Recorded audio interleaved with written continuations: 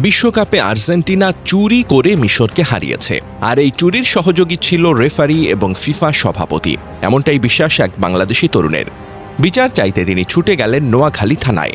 শুনতে অবিশ্বাস্য লাগলেও এটাই এখন বাস্তব। শুধু অভিযোগই নয়, ফিফা সভাপতি সহ ২০ জনের বিরুদ্ধে মামলা করতে চেয়ে দাবি করেছেন ৫ কোটি টাকা ক্ষতিপূরণ। মিশর ২-০ গোলে এগিয়ে থেকেও হেরে যায় ৩-২ ব্যবধানে, আর সেই হারই মেনে নিতে পারেননি এই তরুণ। থানায় গিয়ে সরাসরি নাম দিয়েছেন ফিফা সভাপতি জিয়ানি ইনফান্তিনো ও রেফারি ফ্রাঁসোয়া লেতেক্সিয়ের। অভিযোগে রাকিব দাবি করেন, গত মঙ্গলবার রাতে তিনি স্থানীয় করমূল্য বাজারে আরও অনেকের সঙ্গে বড় পর্দায় আর্জেন্টিনা ও মিশরের মধ্যকার বিশ্বকাপ ফুটবলের ম্যাচটি দেখছিলেন। ম্যাচে রেফারি ইচ্ছাকৃতভাবে একটি দলকে সুবিধা দিয়েছেন এবং এতে তার প্রিয় দল মিশর পরাজিত হয়েছে।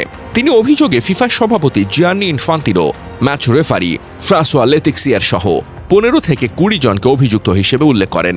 রাকিবের অভিযোগ, ম্যাচে অন্যায্য পেনাল্টি দেওয়া, বৈধ গোল বাতিল করা এবং মিশরের খেলোয়াড় ও কোচের বিরুদ্ধে পক্ষপাতমূলক সিদ্ধান্ত নেওয়ার মাধ্যমে ফলাফল প্রভাবিত করা হয়েছে। এতে তিনি ও মিশরের সমর্থকেরা মানসিকভাবে ক্ষতিগ্রস্ত হয়েছেন।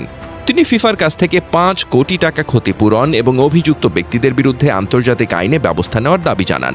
ভাবুন তো দৃশ্যটা, থানার ওসি সাহেব হয়তো টেবিলে বসে ভাবছেন, সুইজারল্যান্ডের একজন ফরাসি রেফারিকে নোয়াখালী থানায় গ্রেপ্তার করব কিভাবে। সুধারাম মডেল থানার ওসি মোহাম্মদ কামরুল ইসলাম নিজেই স্বীকার করেছেন, এমন অভিযোগ নিয়ে কেউ এসেছেন তা সত্য, কিন্তু সমস্যা একটাই, ফিফা সভাপতির বিরুদ্ধে ব্যবস্থা নেওয়ার এখতিয়ার তো দূরের কথা, তাদের ঠিকানাটাও হয়তো থানার রেজিস্টারে নেই। তাই রাকিবকে বোঝানো হয়েছে, ভাই, এটা আন্তর্জাতিক আদালতের বিষয়, স্থানীয় থানার নয়। কিন্তু রাকিব দমে যাননি। থানা থেকে অভিযোগ ফিরিয়ে দেওয়া মানেই লড়াই শেষ নয়। তিনি জানিয়েছেন, এবার সরাসরি আদালতে যাবেন, দরকার হলে মানববন্ধনও করবেন। মজার ছলে বললেও এই ঘটনা আসলে একটি বাস্তব সত্যকে চোখে আঙুল দিয়ে দেখিয়ে দেয়।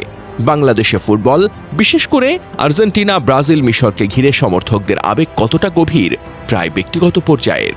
একটা ম্যাচের ফলাফল অনেকের কাছে নিছক খেলা নয়, বরং সরাসরি ন্যায় ও ন্যায়ের প্রশ্ন হয়ে দাঁড়ায়। তবে বাস্তবতার নিরিখে বলতে গেলে নোয়াখালীর একটা থানায় বসে ফিফা সভাপতির বিরুদ্ধে মামলা করা, সেটা আইনিভাবে কার্যকর হওয়ার কোনো সুযোগ নেই। ফিফা একটা আন্তর্জাতিক প্রতিষ্ঠান, তাদের বিরুদ্ধে কোনো অভিযোগ থাকলে তা যেতে হবে সুইজারল্যান্ডের আদালতে বা সিএএস অর্থাৎ কোর্ট অফ আর্বিট্রেশন ফর স্পোর্টের মতো নির্দিষ্ট আন্তর্জাতিক ফোরামে। আর সেখানে যাওয়ার প্রক্রিয়া, খরচ ও আইনি জটিলতা সাধারণ মানুষের নাগালের অনেক বাইরে।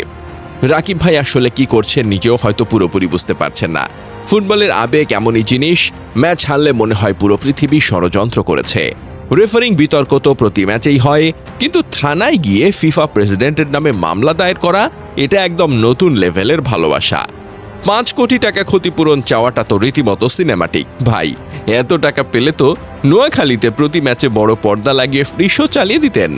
তবু এই গল্পটা আগামী কয়েকদিন চায়ের দোকানের আড্ডায় হাসির খোরাক জোগাবে, তাতে সন্দেহ নেই।